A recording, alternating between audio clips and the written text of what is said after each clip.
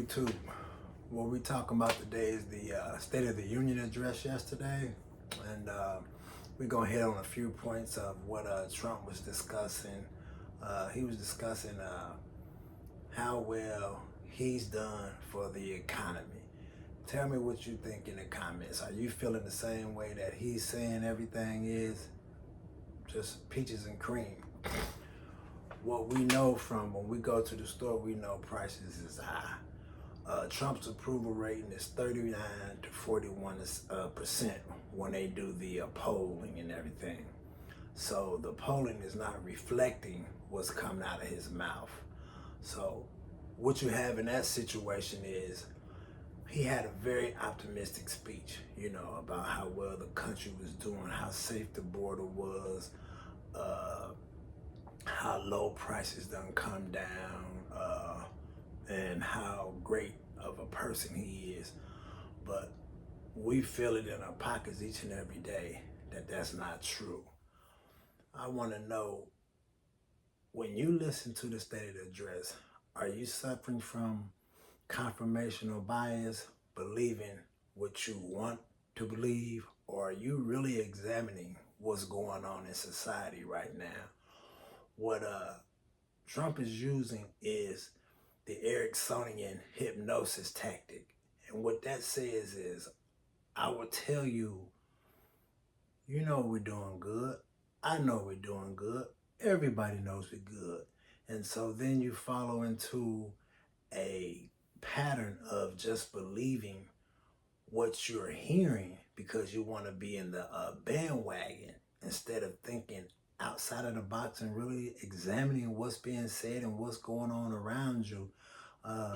And so we as human beings and as Americans, period, need to go ahead and stop following the herd. Make up your own mind, but don't suffer from confirmational bias, because a lot of the information that we look at as people is information that we already agree with. For example, if I like the news of the day, I'm listening to Fox if I'm a Republican. If I'm a Democrat, I'm listening to CNN. So you're getting an angle that's stacked towards your belief system.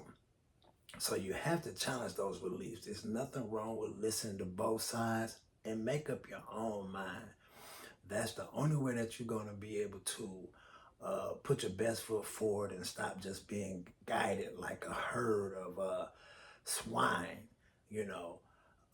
You want to be able to listen for what your heart tells you, what you see that's going on. I believe I looked at when he said that about the border security. The borders are a little bit better. We don't have as many people coming through, so I believe that's a good thing. Somewhat it was a lot of the Democrats had just let it wide open. They had went crazy with it. But as far as another thing, as far as how he using ICE and just governing the state with the military, one time in particular that happened was in Kent State when they sent the National Guard up there with the children protesting in the 60s. And they ended up killing multiple children. And so at that time, not children, students of college, Kent State University, if you're not familiar with it. And so they said they wouldn't use that type of a military governing of its own citizens anymore. But with this administration right here, that's what we have going on. Another thing is, every time if you hear one of the Republicans speak, they always say Trump's doing this, Trump's doing that. It's never we're as a party trying to uplift and build the community. So that's what's important. Anytime one person is trying to take all of the credit for something, that's a complex of some type. I don't know what he's struggling with and suffering with. I'm not a Trump fan, but at the end of the day, if prices were coming down like he said, I will get on here and tell you, hey, I agree with it. The prices are coming down. The two prices that's come down that he said is the eggs and the gas, but the other 99.9% have went through the roof. So it's a disconnect in what he's saying and what we're feeling.